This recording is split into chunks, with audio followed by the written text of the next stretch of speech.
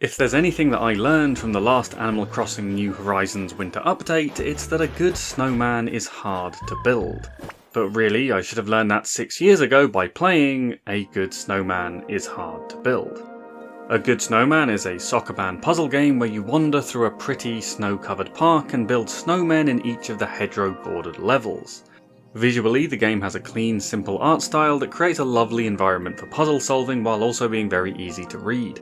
The playable character has cute animations as it wanders around, rolling snowballs and hugging snowmen. The soundtrack gives off very peaceful vibes, and overall it makes for a relaxing puzzle-solving experience. But of course, more importantly for a puzzle game is the quality of the puzzles, and this is where A Good Snowman is hard to build knocks it out of the park. I am a huge fan of Sokoban puzzle games. This will be the 4th that I've reviewed on this channel, but there are so many more quality games in the genre that I've also played. There are a lot of games that take core Sokoban gameplay and find creative new takes on the idea and implement clever new mechanics. But in terms of the pure design of the Sokoban puzzle, I think A Good Snowman is hard to build has to be one of my favourites. What's clever about the puzzle design in this game is that the end goal is to build a snowman somewhere in the space. But in order to do that, you need 3 different sizes of snowball, one for the base, one for the body, and one for the head.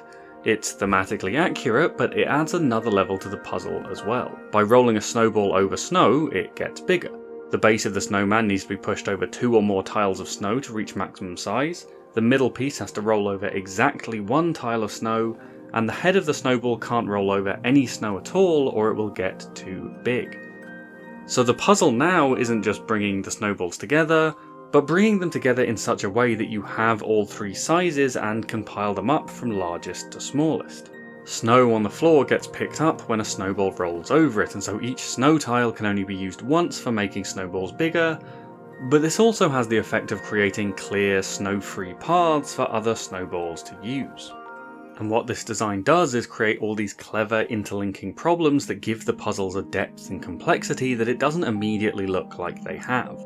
Of course, you've got the classic Sokoban style navigation about moving objects through awkward spaces by pushing and never pulling. But you've also got to think about how the 3 snowballs can move, which one of them will be the base, the middle, or the head of your snowman. You've got to think about where the finished snowman can actually end up, and also how to ration out the total amount of snow on the floor, or how to create snow-free paths for the head and the body to roll along. And all 3 of these problems are interconnected.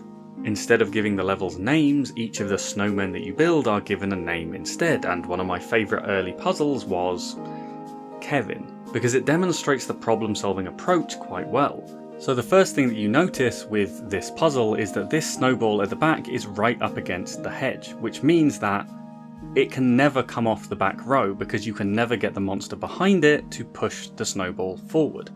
And because when you build a snowman, all 3 snowballs have to be on the same tile, it means that the snowman is also going to be on the back edge as well. So if we thought about maybe making this snowball either the torso of the snowman or the base, but then we'd have to get these 2 snowballs onto the base without either of them ever crossing the snow, and that probably isn't going to happen.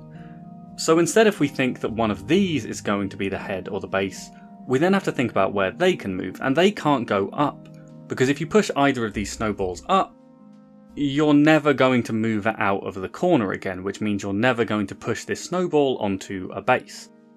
So these snowballs can never go up. They also can't be pushed left or right, because it's impossible to do that, which means it's going to have to start with a movement pushing a snowball down. Now, I could then push this snowball over into this corner, and make it a base over on this side, but then again we've got the problem that I'm going to have to get these 2 snowballs over, only picking up 1 more tile of snow, and again that probably isn't going to happen. So if I then think about trying to make a free path for a snowball on the other side, I can bring this snowball down, bring it over here. I know this snowball has to move down to begin with because it's the only available move, and then I'm going to have to move it into the side, because again, otherwise it would just be stuck on this tile and I'd never get it to the other snowball. So in this position I can realise that actually this large snowball could go to the end, this snowball could pick up 1 bit of snow, come around and then sit on top for the torso, and then the head could go on top. But if I start to do that now, I've blocked myself off from getting into the corner to move this snowball. So you realise that the snowballs are actually blocking each other off, and you realise that you've actually got to throw in this little move in between, moving that one over, putting the base in position, and then the rest solves itself. It's a microcosm of the ideas and the problems that you'll be solving in A Good Snowman in one tiny early puzzle, and it sets you up with a lot of the tools that you'll need to solve the trickier stages as you wander further through the maze. There's a lot of creative thinking required to come up with ideas about how everything can move around, but also at the same time, coming from the other end, there's also a lot of very logical thinking required to eliminate impossible positions and figure out the limitations of the level. There was something I said when I reviewed She Remembered Caterpillars, another excellent puzzle game, which was that when I was stuck on a puzzle in that game, I never felt actually stuck.